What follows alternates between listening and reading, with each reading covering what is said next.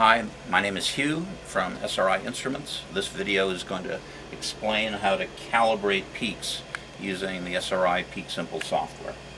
So the first step is to make some kind of chromatogram. In this case, we've got 4 peaks in the chromatogram. So we're going to calibrate two ways. We're going to calibrate based on the external standard method of calibration, and then again on the internal standard method of calibration using the same peaks. So you have the peaks. Somehow you have to know which peak is which. So I'm just going to call these peak 1, peak 2, and peak 3. Doesn't really matter what they are. It could be an environmental sample, could be, who knows what it could be. The GCs are used for 1,000 purposes.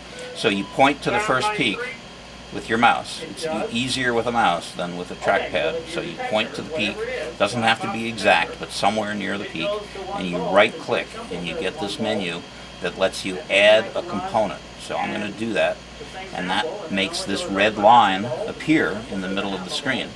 So with my mouse I can grab the middle of the bar and I can move it to the left or to the right, or I can grab one edge of the line and make the window narrower or smaller. We call this a retention window because we're saying that within this window of time, any peak that comes out is going to get identified by what I do right now, which is to point to the peak again, right-click, hit Edit Component, and then give the peak a number. So I'll give it the peak number of 2. Any number between 1 and 999 is valid. So I'll give it a name. I'll call it peak 1. And then when we eventually get our answer on the piece of paper or whatever the printout looks like, there'll be a column that will follow the answer, the numerical answer, and I want to put a unit there, so I want to put in the percent sign because I'm going to calibrate in percent. So down here to the left, I'm going to leave it defaulted to show largest peak only, and what that means is if more than one peak is detected within the window, like if I made the window much wider, it would detect this little peak also. It's only going to show the largest peak. So then I'll click OK. So there I've identified peak number 1. It says peak number 1 here on the tippy top of the peak, and it's got the time that the tippy top of the peak came out. This is called the retention time. So it's 6.333 minutes, right? From the instant that I hit the start button until the tippy top of the peak, 6.33. So now we're going to calibrate peak number 1. So we point to the retention window again, and we hit Calibrate peak number 1, and we get this screen which has multiple levels, but we are only starting, so we'll just start at level 1, so we'll just click OK. And then we're at the calibration curve screen. So it defaults to this number up at the top of the little 5x7 spreadsheet, and that's where you put in the amount of peak 1 that you squirted into the GC. So you can calibrate in any unit. You can calibrate in nanograms, or you can calibrate in parts per million, or you can calibrate in percent. It doesn't really matter. Just for the purposes of the calibration curve, we have to know a peak this big correlates to some number, right? So we'll put in the number 333 just to pick a number. And then I need to somehow put in the size of this peak, which I can either type into this box, or I can hit this button that says Accept New, and that sucks in the area of that peak into that second box, which is 1,149 point change areas, and that results in a calibration curve between that point and the 0 axis on the calibration curve screen. So even though it's a straight line, we still call it a calibration curve, because if you add more levels, you could have up to 7 levels. That this might be a curve, which would be something that the software could handle by telling it to use a quadratic fit instead of a single line best fit. But normally the data is quite linear, so a single line is adequate calibration for most purposes. Not all, but sometimes you need to have more than one level, but in most cases a single point is enough for many analyses. So if there's no name for this calibration curve yet, when I close, it's going to ask me for a name. So I'm going to call it peak 1.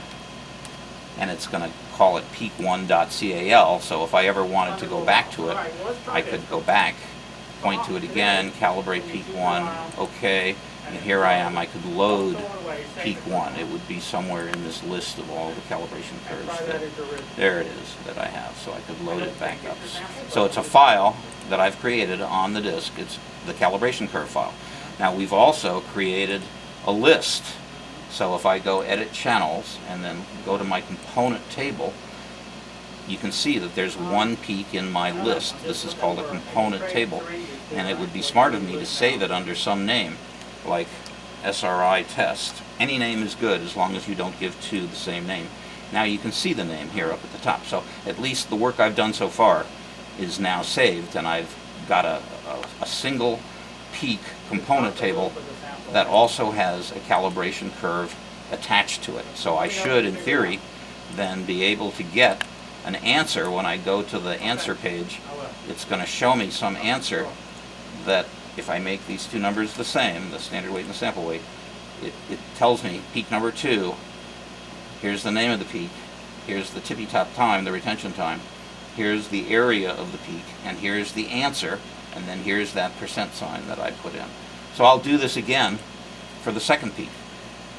So you point to the peak, you right click, you hit add component, and you get a red line, and you need to adjust the red line so that it kind of fits the peak. The wider the better, really, but you don't want it to pick up other peaks, so you use your judgment and you make the window as wide as you think you should. So then you hit edit component, and I have to give it a different number. I can't give it the same number. I'm going to give it peak number 3, and I'll call it peak 2, and then put the percent sign in there again. Everything else being good. Now I hit OK, and now it's got peak 2 labeled. So I point to it again, hit calibrate peak 2, level 1, put in the amount. It was 333 also.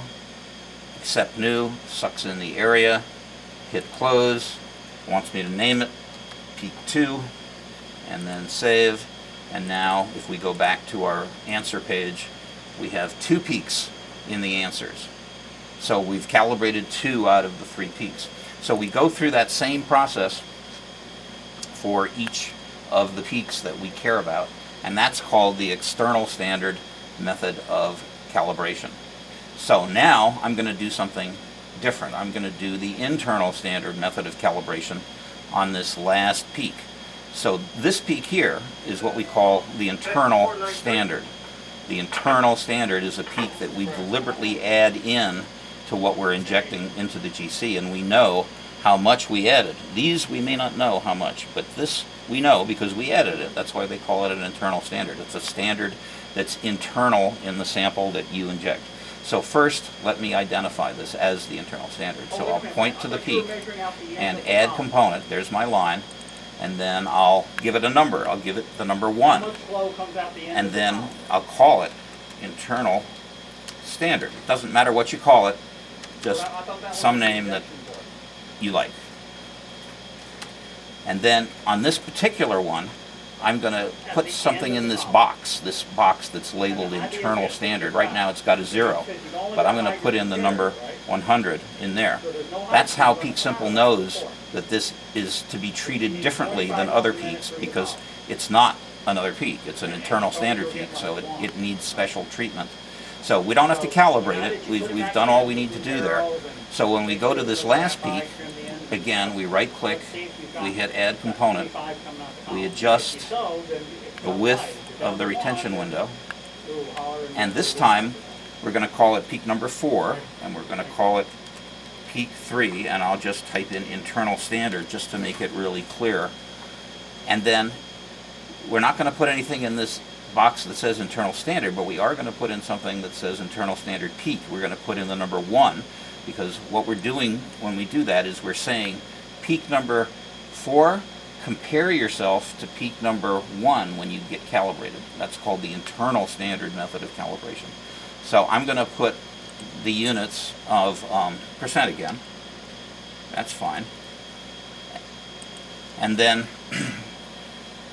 now my list, my component table list, should be 4 peaks long. I got peak number 1, I got peak number 2, I got peak number 3, and I got peak number 4, but there's kind of a 1 in parentheses around peak number 4, and that tells me that peak number 4 is comparing itself to peak number 1 when calibrating. Instead of just calibrating on the area of the peak, we're going to calibrate on the ratio of this peak compared to that peak.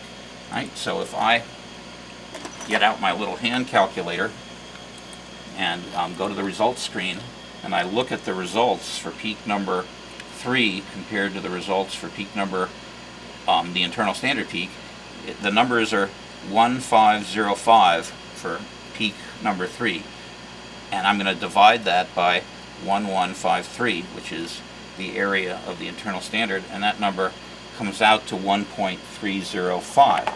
So when I calibrate this peak, calibrate peak, I'm going to put in the number 333 just like before, but when I hit accept new, it's not going to put in the area of the peak, it's going to put in that 1.3 number.